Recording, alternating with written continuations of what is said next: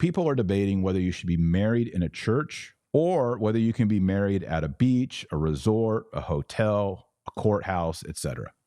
So the Catholic, and this comes back to scripture and tradition, the Catholic Church, their viewpoint is if matrimony is a sacrament, and Catholics believe matrimony is one of the 7 sacraments, it should be celebrated in a church directly in front of the altar and witnessed by the clergy. If you follow the Protestant theology that matrimony is not a sacrament, so Martin Luther, John Calvin, Archbishop Cranmer, Butzer, Melanchthon, all these Protestant reformers, they said matrimony is not a sacrament. So if you say matrimony is not a sacrament, it doesn't matter if you get married in a church because it's not a sacrament.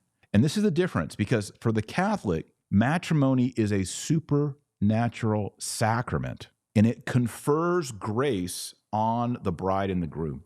Here's what happens in matrimony. When the groom says, when the priest says, do you take Laura to have and to hold, for richer for poor, better for worse, foregoing all others, till death do you part? And he says, I do.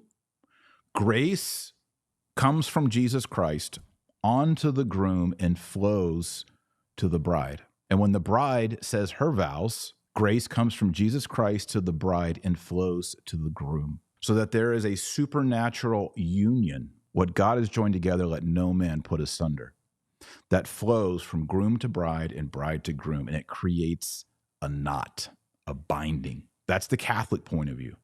It's a sacrament. For Protestants, matrimony is an ordinance of nature. It's not a sacrament. The problem with this is if you remove matrimony and say it's not a sacrament, and you say matrimony is not one of the 7 sacraments of the church, it's an ordinance of nature, instituted by God, Adam and Eve, but it's an ordinance of nature. What happens is, within years of Martin Luther teaching this, the Protestants allow for divorce and remarriage, unlimited, unrestrained. Luther even allowed polygamy. A lot of people don't know that, but Martin Luther allowed polygamy for Philip of Hesse. This is the problem.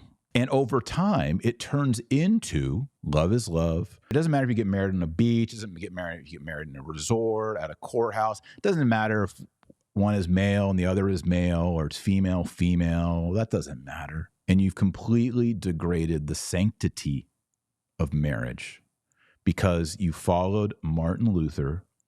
You tried to be Bible alone. You rejected matrimony as a sacrament. And look where it led you. It led to Supreme Courts and parliaments defining what is matrimony. Part of the agenda of Martin Luther and John Calvin and Henry VIII, part of their agenda, Henry VIII wanted a divorce and a remarriage. Luther could not control his lust, his carnal desires. He wanted to have intercourse. He was a Catholic priest, celibate. He married and copulated with a nun. That's very sinful in Catholic theology. Nuns are married to Jesus, so just, that's bad. He was a priest. He had a vow of celibacy. He was married to the church. There's a lot of just fundamental problems, and that first generation of Protestant reformers, they had a deviant goal. They had a deviant outlook. And the Catholic Church at that time, which, by the way, let me just admit to the 2,700 people watching right now, the Catholic Church had deviant clergy. There's even a few deviant popes, sexually deviant popes, from what we can tell from history. There was all kinds of bad stuff happening in convents and monasteries and seminaries. Absolutely, yes. The solution to that is to point everyone back to Scripture and tradition, to the moral standards of Christianity.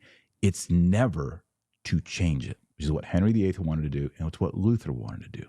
Just because people are being nasty and deviant and degenerate doesn't mean you get to change the sacraments, the morals, and the theology.